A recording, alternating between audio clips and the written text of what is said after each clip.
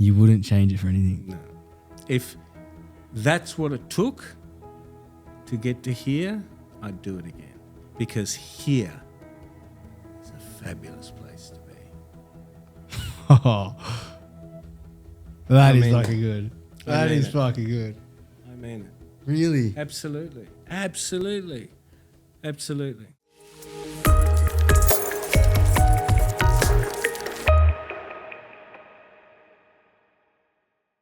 So we we're just talking, and I'd love to take it back to what we're discussing off air, which is a question of who is Mark Blundell? Well, it's a good question to ask, isn't it? Because it's an important question that I think a lot of people ask themselves, like, who am I? Where do I fit in the world? At the end of the day, I know Mark Blundell is a very genuine person who loves people, who gets caught up with people achieving things that they may not otherwise achieve. He's a very loyal, genuine person. He's good at what he does. He's a great exponent of writing ad copy, producing video ads, digital marketing, and positioning sentiments such, for clients, such that they really touch the hearts and evoke intrigue and curiosity in the viewer's mind. Hopefully he's a good husband to his wife, but he's really comfortable in his own skin. I'm happy with who I am. I'm thrilled with the gifts that I've been given, and I am super confident I'm on the right pathway. Sounds like you are very confident, which is quite inspiring, because I know we were chatting off air when I asked you a question, what would life had been like if you had a Mark when you were back in my age, in your mid-20s? What type of an impact that would have had? And you gave us a bit of a response, and it sounded like back when you were in your 20s, you weren't the man you are today. No, look, I think as you grow, it's interesting how every 7 to 10 years you sort of completely change your perspective and take on life anyway. And I think a common thing that I have found in working with, entrepreneurs is a commonality that exists in a lot of them is a disrupted childhood or a trauma that happened at a young age that seems to either send people one way or another. It could push people to a life of drugs and a lack of or failure to launch, or commonly in my world and with the people I work with and as I get to know them, it drives them to run as though there's a lion chasing them in order to somehow accomplish the success that they can anchor themselves to feel better than how they're feeling at a young age. And so as a young person coming from a somewhat very disruptive household and childhood, nursing some significant emotional scars, as a younger person, I spent a lot of time trying to find what lane I should be in, what I should be doing, and fundamentally being largely confused about the direction I should go, because I just never knew exactly who I was. The voice in my head, as a result of the things that had occurred in childhood, remained very, very loud and dominant and influential amongst the decisions that I made in trying to progress my career as an entrepreneur, as a business owner, as a lone wolf, if you like. And so it would have been tremendous to have had somebody sit down and number one, tell me what my gifts were. You know. Do you think you need? Sorry to interrupt. Do you think you need to be told what they were, or did you discover them? I discovered them eventually, but like the lag. If I look at, for instance, in my world, and this is an interesting thing I'm about to say. I actually thought I was dumb and blows my mind. less than intelligent until I was 30 years of age. 30. Now, you know what's extraordinary? Here's the extraordinary paradox about this. I was probably one of the most successful people in my company at a very young age. I used to drive around in a Porsche at 23. I owned my own aeroplane at 24. I bought another plane at 26, which was just phenomenal. I'd achieved all of this success within the company I'd worked for, so got the trophies at conferences and was the number one agent for the company I was working for. Yet still at 30, I'd had this subconscious narrative that I was less than intelligent. And it felt like, despite all of these successes, none of them were heartfelt. It just was I was good at that. And that came from growing up in a household that never paused to sort of tell me, hey, you're really good at this or really good at that. More so it paused to tell me that, I was somewhat of a mistake and that, I'd never amount to much because I never followed the natural route of other, comparable cousins, if you like, or whatever in my family. And that is, go from school and get a great mark and then go to university and maybe become a doctor or a lawyer or someone substantive in the community. And so this was my way of trying to maintain level pegging with some of my friends from school who did become professors, who did become, senior counsels and at the top of their, dentists and all of that, the top of the, food chain, as it were. And so everything I did was just to keep up with them. And everything I did and all my accomplishments that I just spoke about were just all about showing to the world, trying to show to the world that I wasn't what I thought the world thought of me, because of my childhood. And so all the way through to 30, I'm still thinking like a wounded child. And so I never resolved those issues. Now, the downside of that is, through your prime years, 23, 24, 25, 26, 27, 20, the prime years where you can really make an incredible mark, and foray in terms of growing your career and becoming masterful. Because I didn't have direction, I lacked focus, and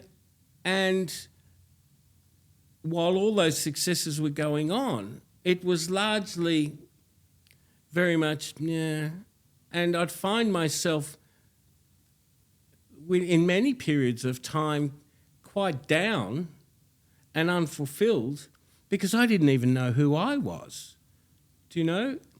And so in terms of what would have been fantastic for Mark Blundell as a 23, 24, 25-year-old would have been to have somebody help me to accept what had happened in my past, to see it simply as a chapter, but not as a label for who I was as a young adult. And I think that would have helped remarkably. And then someone to have told me, you are really skilled in this area or that area, so that, and that you should really focus on this, and push it to its limit because the skills that you have can really get you to the top of the tree, get you to the top of the mountain. How old were you when you started to realize what those skills were? So my success in my field of interacting with people and selling and conveying concepts and speaking and inspiring, and encouraging people. I think I was a walking metaphor for showing people that anything's possible. And I would share my outlook as it was with other people and see them start to accomplish things that maybe they originally realised wasn't possible. And so through my early 30s, I started to speak more at conferences. And it's an interesting thing, like I used to get invited to, let's say, a conference where there'd be 1,000 or 2,000 people in the audience. And there'd still be that voice that in my head as I'd walk on stage and get introduced that, you're just Mark Blundell. If anyone finds out who you are, you're going to be in trouble. Almost like that imposter syndrome. But the imposter syndrome wasn't just triggered from self-doubt. It was triggered by a voice from my childhood. Anyway, as I started to speak on stages around the world and watch audiences stand up at the end, not just applaud from their seat, but stand up and clap at the end of my presentations, I started to think, and then, of course, at the end of a speech, you'd walk off stage and you might hang around when everyone goes and has a coffee. The swarm of people wanting to come and talk to me and tell me and all of that, you cannot not start looking at that and going, well, what's going on? And so it was all evidence-based rather than coming within. It was all external inputs, right? That I started to realise, I've got a gift. I've got capacity to be able to help somebody else improve what they're doing. Now, here's the thing, though. I think largely through my 30s, I was still very much dissatisfied because no one had taught me, right, that internal happiness doesn't come from external inputs. If you navigate life, right, trying to calibrate your happiness by the things that go on outside of you, in other words, people's interactions, the sales that you make, the accomplishments, the money that you might have in the bank account, you'll forever remain empty. It's only when you can calibrate your happiness, your contentment and confidence from within. And that comes from an acquirement of just knowing and accepting who you are. But, to get to that spot took 40-odd years. How long would it take for somebody in my shoes to get to that spot? Because we hear that saying that, often happiness is an internal job, not external. But how do we do it? And how long would that take? Okay, so the question that people are challenged by is, why aren't I happy? Right? And fundamentally, a lot of people, especially some successful entrepreneurs who've had difficult childhoods, are unhappy because, again, they're seeking this external endorsement. But if they can quell the trauma that occurred to them, the same thing that's actually spurring them on to be successful, but if they can come to terms with what that is. Now, what does that actually mean? That actually means, we talk about PTSD with people. That's a trauma where the brain remains stuck in a spot, and it keeps playing the same story over and over again. Yeah. And that story elicits the same emotions and feelings over and over and over again. And no sooner are you morphing out of those feelings where you may have been down, and you're travelling along, and then something happens that just triggers it all over again, and back you are, having to experience some difficult and uncomfortable emotions associated with the feeling.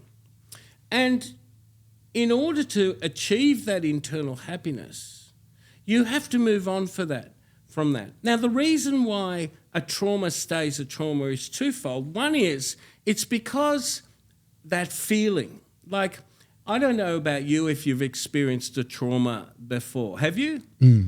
Okay. Where do you feel that trauma? Where is it in your body? Can you point to the spot at where you feel that trauma? It's a good question. I haven't thought of it now whilst I'm not experiencing it. Mm-hmm.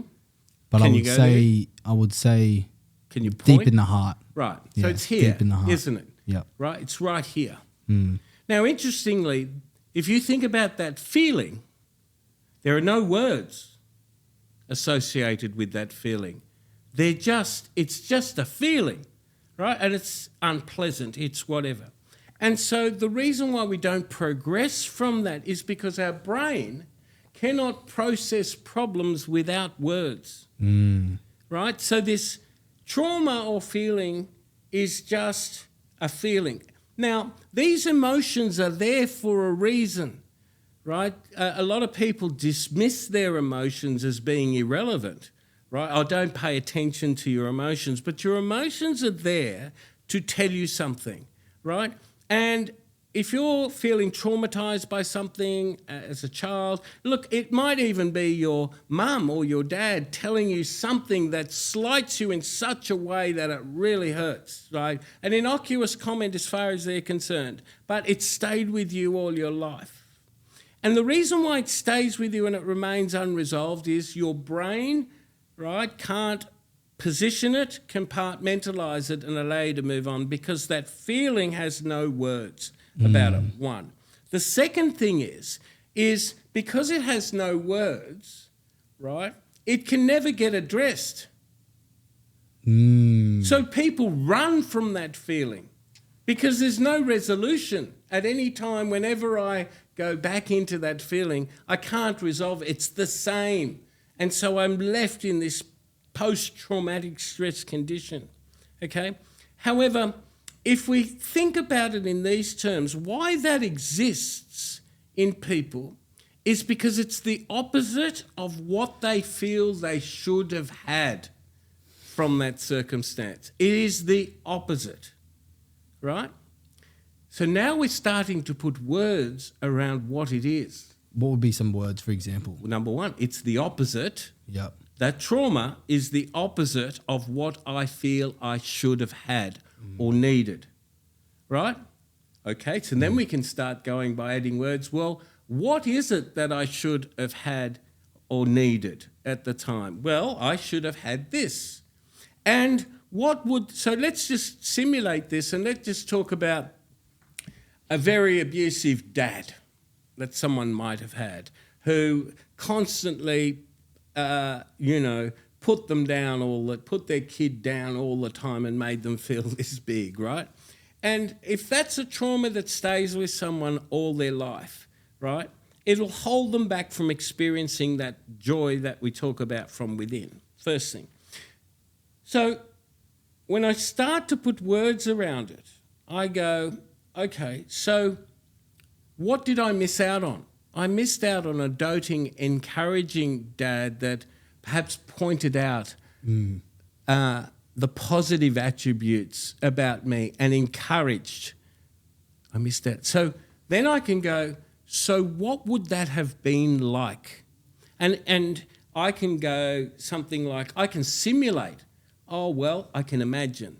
It would have been like this and like this and like this. Now, remembering the brain needs words to process. So if that was the scenario, what would the dialogue or should the dialogue have been with the good dad rather than the bad dad, how would that have sounded, right? What would have been the words?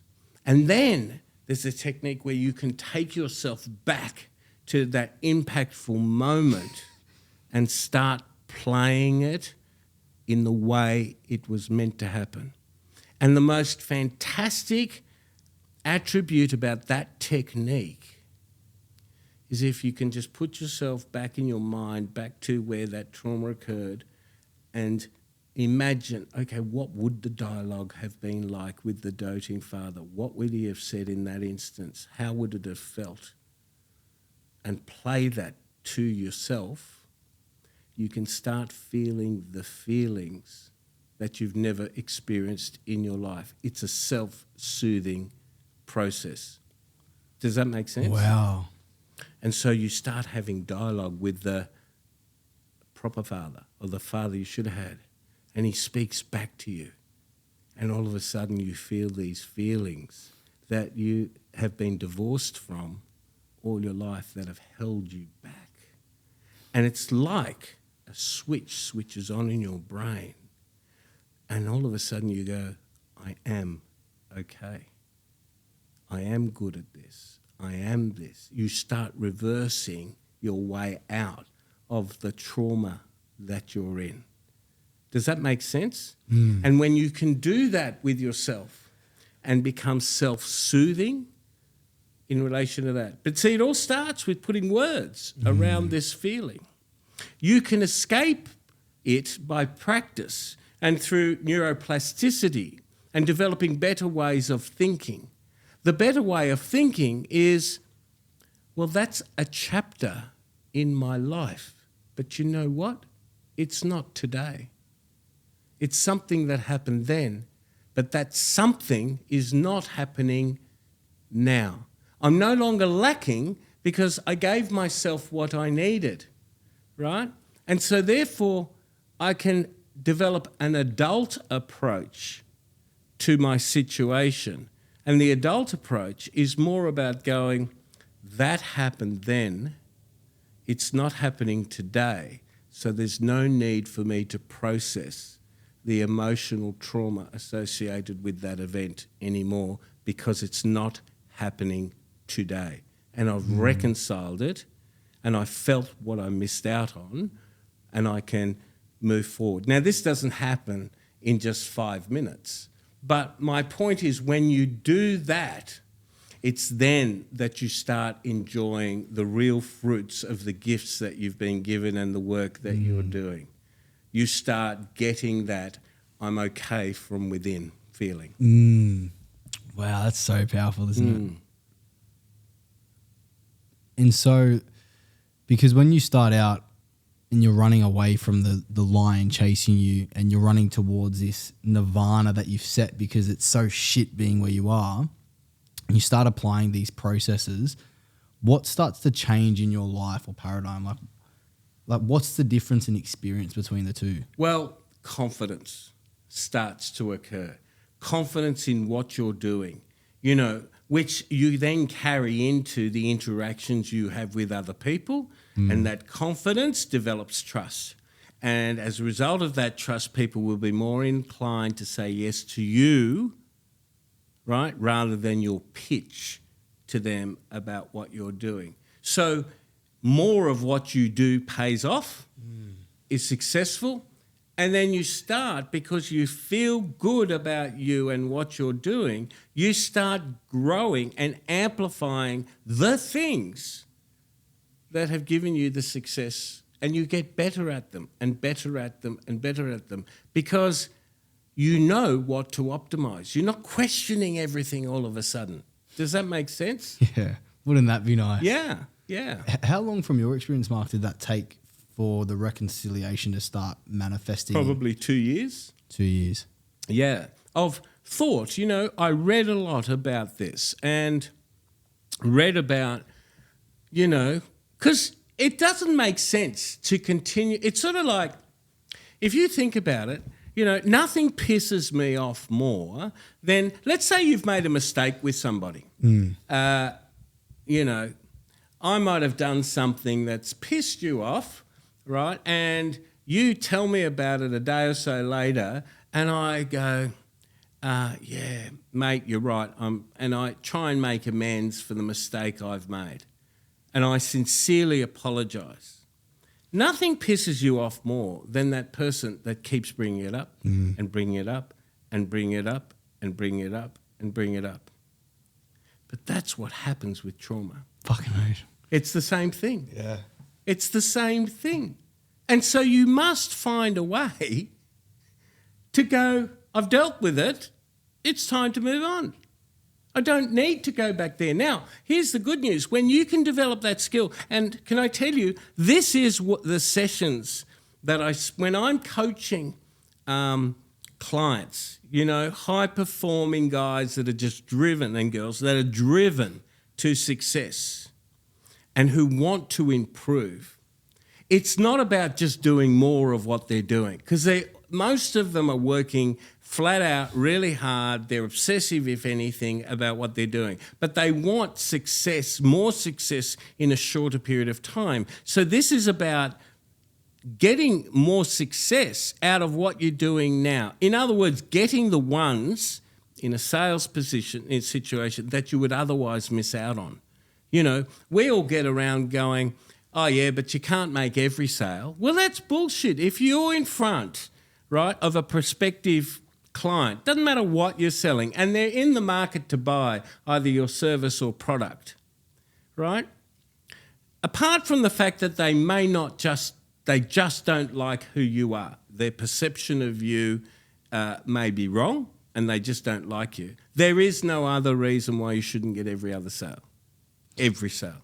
So that means, right, that the most successful, and I know this, the most successful people, certainly in a selling field, are not the ones that do the most work. They are not the ones that do the most work. Yes, a good work ethic is important, don't get me wrong, but they get most of the pitches that they deliver. And so in my coaching, I spend time in the first 3, and I do 2-hour sessions at a time. I spend time in the first 3 or 4 sessions going deep into their mind and taking them back to whatever it is that's holding them up, and I work through a series of techniques to get them at the end of maybe 3 or 4 sessions to go, almost, I'm cured. Right? Now, the good news is this. After 2 or 3 months of going through this, my clients have told me, they've said, Mark, I've tried to go and trigger myself. Oh, wow. Back with that, and nothing happens. Nothing happens. And I go, isn't that amazing? Do you know why that's happening? They go, I can't understand that. This plagued me all my life. It's been present for so long. But now nothing happens. And I can expose myself to situations that would have once upon a time triggered me.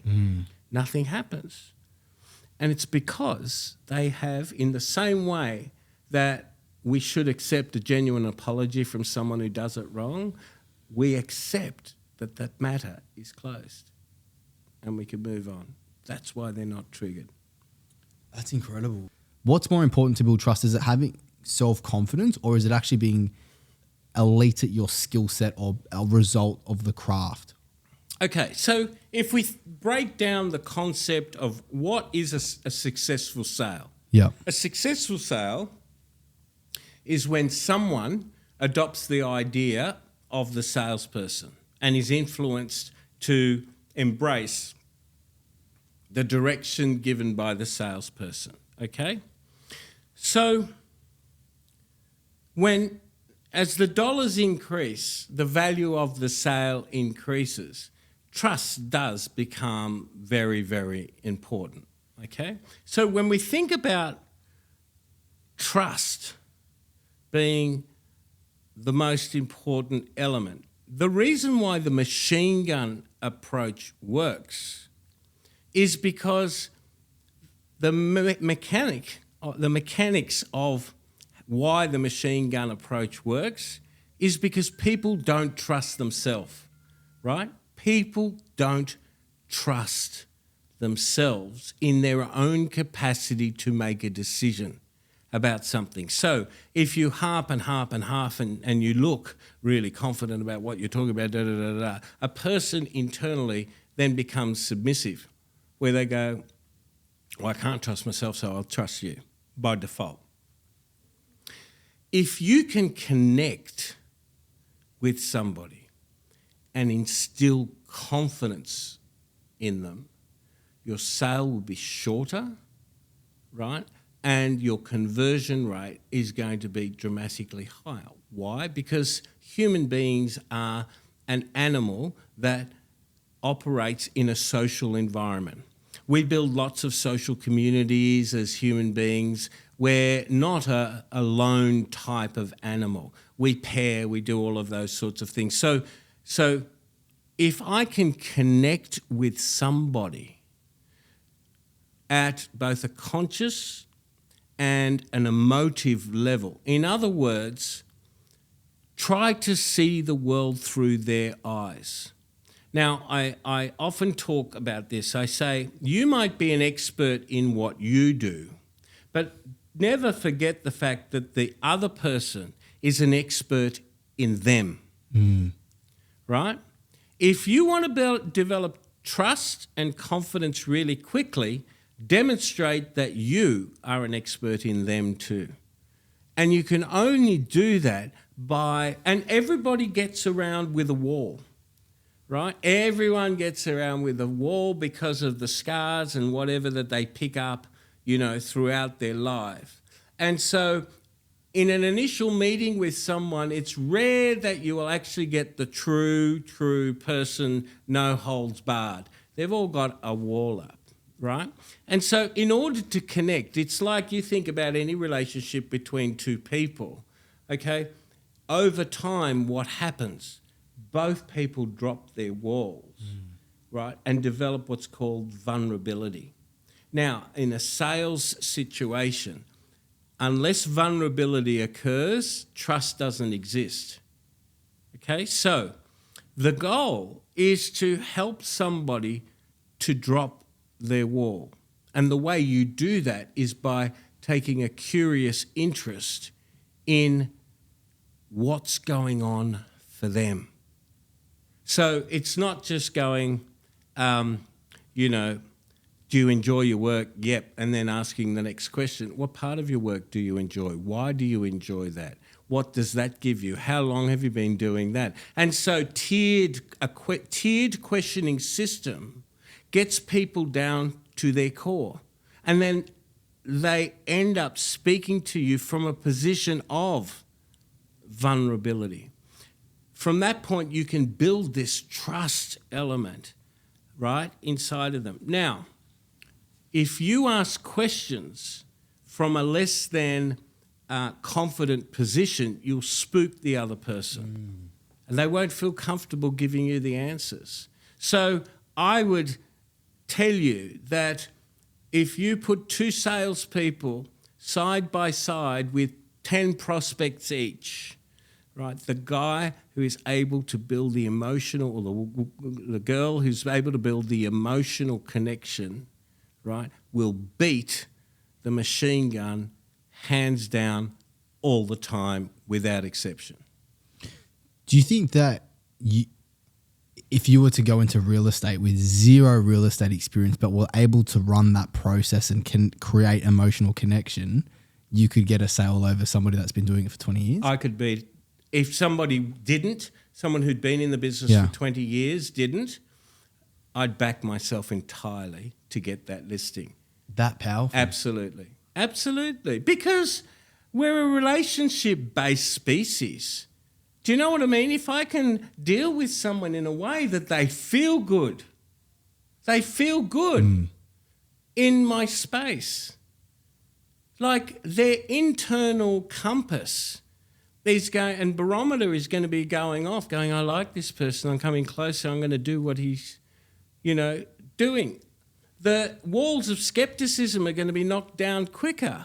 And if I can, with an element of confidence, I mean, I couldn't approach a listing appointment if I didn't understand, okay, well, how long does it take? And, what's the average sales cycle? And how do we prepare a house for sale? And, I don't know the intricacies, and I might fall over on those. But if I, was briefed pretty quickly about what the routine is, I would back myself straight away to go and get a listing appointment. If there was a door-knocking competition to get who can get the first, 5 listings across a week, I know that, I'd be capable of competing for sure. That's amazing. Yeah. So now that doesn't, can I just say? Yeah, please. It doesn't come from a sense of arrogance. It comes from a sense of knowing.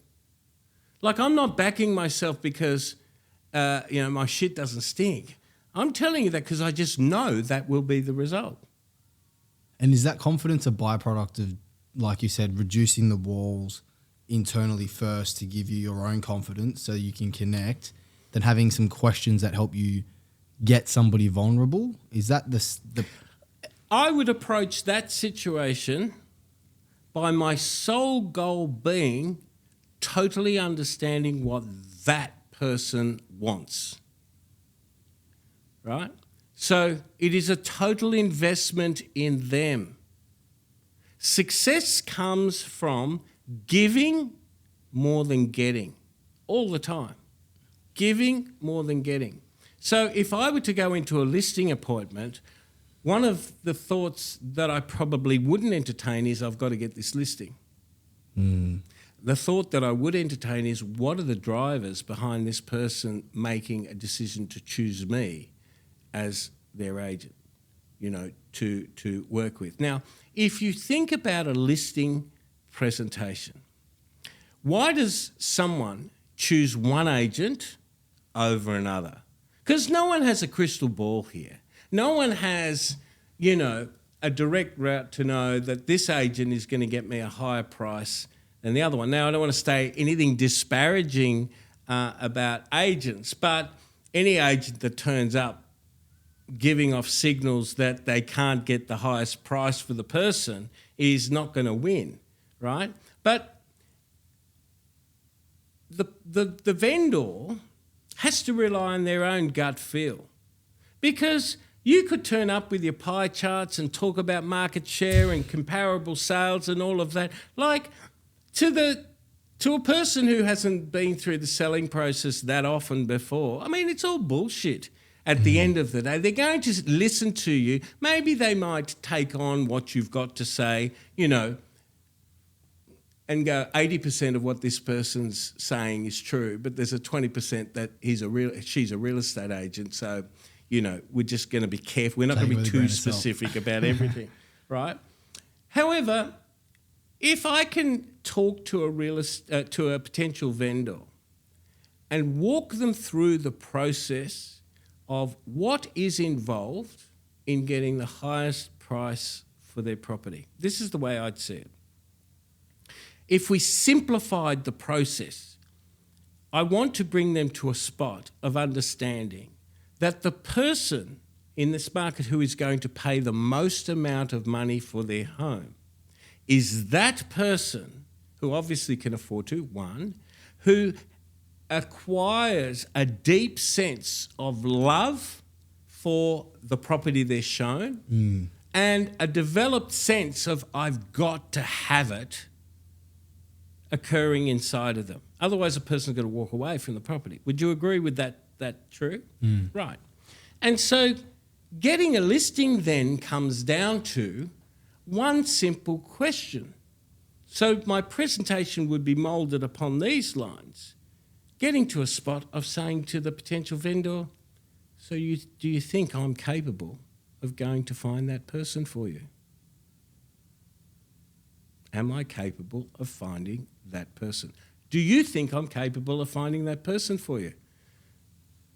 Now, hopefully, because of my trust, the confidence, the trust, the things that I might say in the appointment, the connections I might build, right, and the perceptions that I will help them to create of who I am, there's something wrong with my presentation if they don't go, yes, I believe that you're capable of getting that person. So then there's no more to discuss. What is there? What else do we need to do?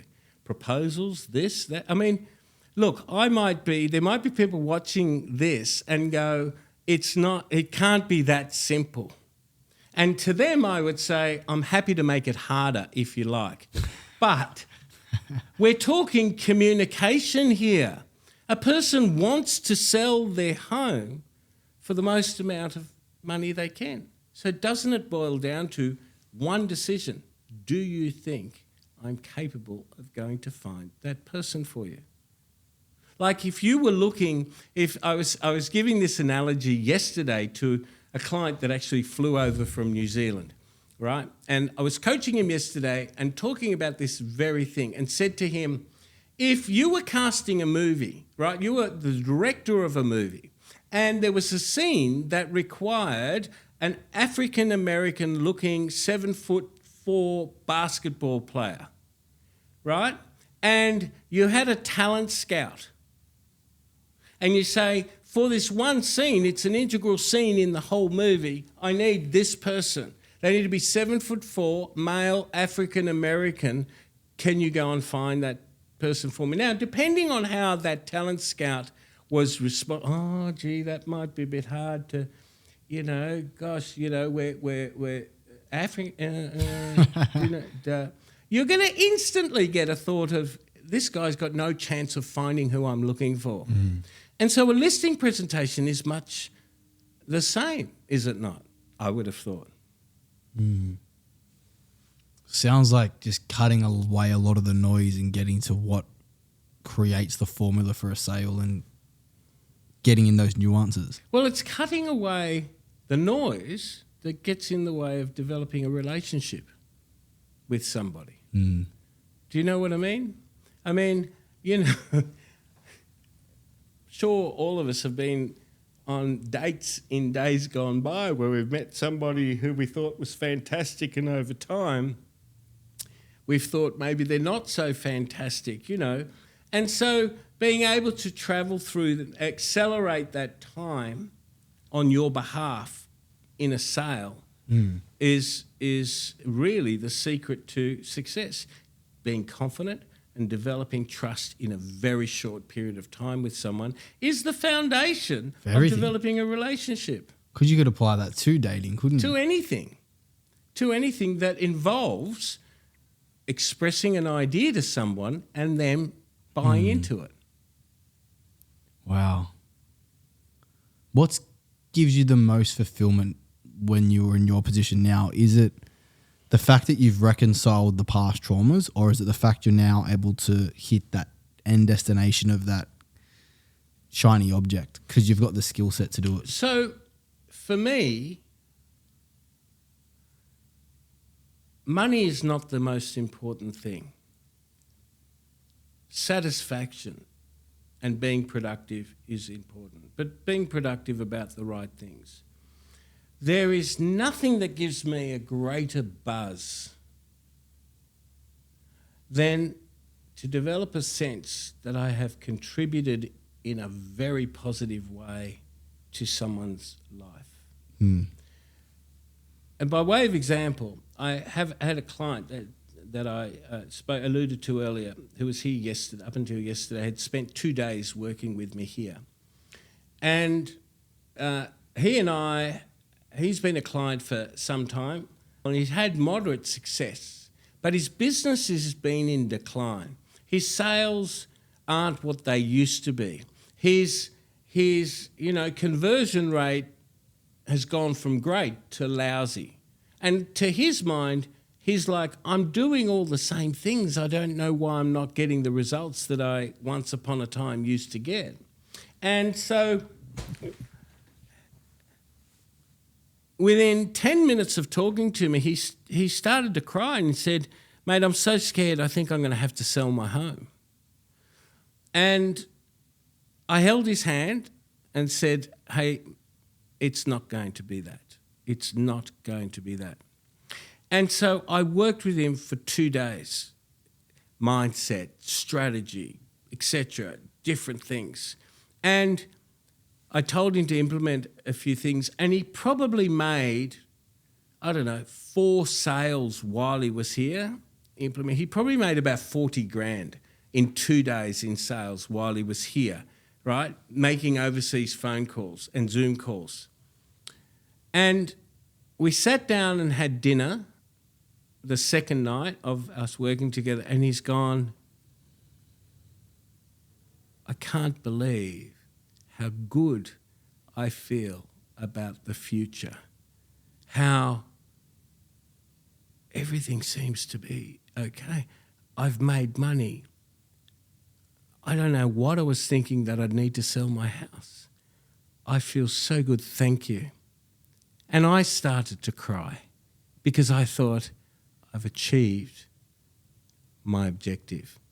This reward of being able to contribute in a meaningful way to people's lives eclipses any financial compensation for me that I can receive. And not that I'm Mother Teresa and going to start offering, my consultative work for free, but can I tell you that reward, the gift of giving and seeing a smile on somebody's face and receiving, their petitions of gratefulness for your contribution and actually seeing it moving the needle in their life is the most tremendous experience, I think, of all emotions that anyone can process, that I've delivered value, feeling.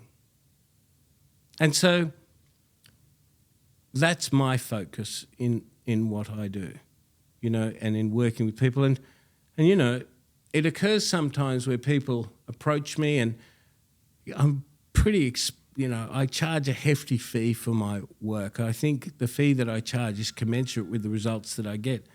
But from time to time, I do say no to people. I can't help you at this moment for whatever reason, because I have to see that end result being as confident as I was in my capacity to go and do a listing presentation. I have to have that same confidence within me about the result that they can get in working with me. Does that make sense? Yeah, it does. Very interesting.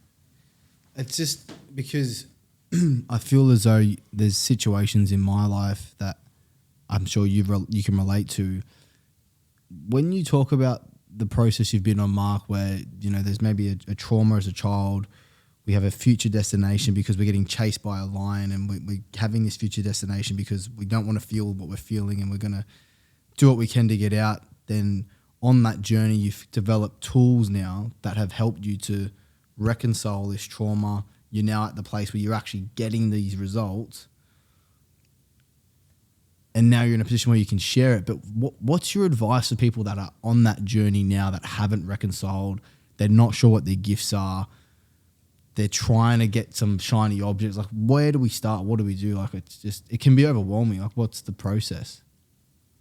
If you're in a people business, and what other business is there other than a people business, right? But if you're in the business of dealing with people, you can't understand people until you understand yourself. You must learn about what makes you tick. Why am I feeling what I'm feeling? Is the feeling commensurate with what's going on? What's the name of the emotion I'm feeling at the moment? Being comfortable to experience both negative and positive emotions. Don't run from the negative experience. Go back into it. Explore it. Because it's your anxiety that causes you to not do some of the things you should be doing to achieve the results that you really want. I would say that's a big obstacle that gets in the way of people just not doing what they should be doing. Like they might be busy. Or... Yeah. And understand, why do I feel uncomfortable to prospect if prospecting is the key to getting me what I to getting me to where I need to get to. You know, why do I have a problem if phone calling's the thing, or if door knocking's the thing, or if whatever it is? What's going on for me? Why does that feel uncomfortable? What is it? Now, it might be, well, like for the person who makes 50 phone calls and is uncomfortable with doing that, they might be the person that goes, well, when I receive prospecting phone calls from companies, I'm really quick to tell them to fuck off and hang up, right? You might be that person, and yet your job is, but hang on a minute. Stay there. What are you going to say so that someone doesn't say that? Because while you might be that person who's very quick to hang up on the telemarketer, you do take phone calls and answer them and have meaningful conversations. So what's going on in those conversations that you can bring into the ones that you're seeking to initiate with somebody? And I think that type of thinking only comes from not running away from those uncomfortable emotions, exploring them as such. Does that make sense? Yeah. Exploring your emotions. Yeah. Do you find yourself chased by a lion still today, or do you feel like you've conquered it? Does it ever stop? There's no lion. There's just desire. Just desire. Wouldn't that be good? What does that feel like to just desire? Well, it's a place of peacefulness. It's desire. It's like the lion that's chasing me today is by my own manifestation. Do you know what I mean? It's me giving myself a kick up the bum, or possibly it's me going, I want this, and in order to get this, I have to do that. But it's not this full-on anxiety layout like the lion, I'm scared to turn around because I might get eaten going on at all. It feels peaceful. It feels peaceful, and it's like I'm able to drive this engine, if I'm an engine, unfettered, unrestricted, in a frictionless environment. That's what it feels like. Imagine the difference in results between having that power now, like in your 20s, versus when you've developed it organically in, say, your 30s or 40s, the difference in A huge quality difference. of life. I mean, you're just straight away in the fast lane, aren't you? There's not stopping, starting. It's a frictionless environment. Because it's that stop-start that holds you back. 100%. Losing focus and clarity because you've got this storm you got to... Yeah, absolutely. And if you can change that, and it doesn't come from running away from it, it comes from immersing yourself in it, you know, getting with a mentor who you trust, who can tell you about what you're doing. Do you know what I mean? Who can say, you're doing this, I can see. A good mentor should be able to see, you know, within 10 minutes of conversation what the issue is with somebody, you know, and being able to go, here's what it is. If you fix this, it will change. And it will. It will. Do I have to go through life experience to find them, or can I work with the mentor to help me discover them? Well, a good mentor will always accelerate the process. Like, I think it'd be foolish to do anything otherwise. And you know, a lot of people think about the cost of mentoring, like, I'm really super expensive. But let me tell you, the cost of not working with me is a lot more for the people I can help. A lot more. Well, mate, to share my summary of today, what's really caught my attention was, because I can relate to this, is that there's, for people like us that are driven at times from a traumatic experience, that there's a process. The good news is there's a way out, not just trying to chase this end goal. There's actually a process we can go through to reconcile some of that. I think would be the first step that for me was summarizing this chat was super profound. The second thing, which was good news, is that once we start to reconcile the self-confidence we embody, and then how that can then transfer to build trust with somebody, was another thing I caught attention. But equally, it sounds like there's also a series of questions that you can use to get deeper and actually get somebody vulnerable, which I'm really curious. I want to explore deeper, not only for business, but everything in life. Like you said, that process can be used for relationship, business, anything to transfer your idea or just, which is powerful. And then what else was super stood out for me was that when I threw you the scenario about, do you think you could sell a property, anything, without having done 20 years? And you said, yes, I could. That was reiterating the sense that anything's possible, which is really inspiring. So I think to summarize what I've learned from today from you is that anything's possible. The good news is there are techniques, tools, and mentors out there that can help you through that. And you don't have to go through what sounded like for your situation 30, 40 years of pain, challenge, and adversity just to get to the same position that maybe I could do in my 20s.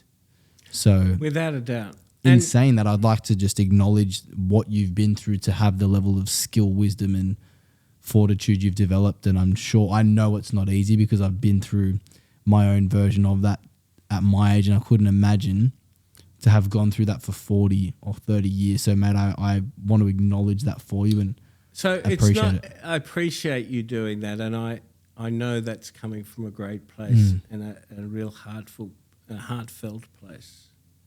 But can I tell you, it's turned me into the person that I am today, and I wouldn't change it for anything. Wow. You wouldn't change it for anything? No. If that's what it took to get to here, I'd do it again, because here is a fabulous place to be.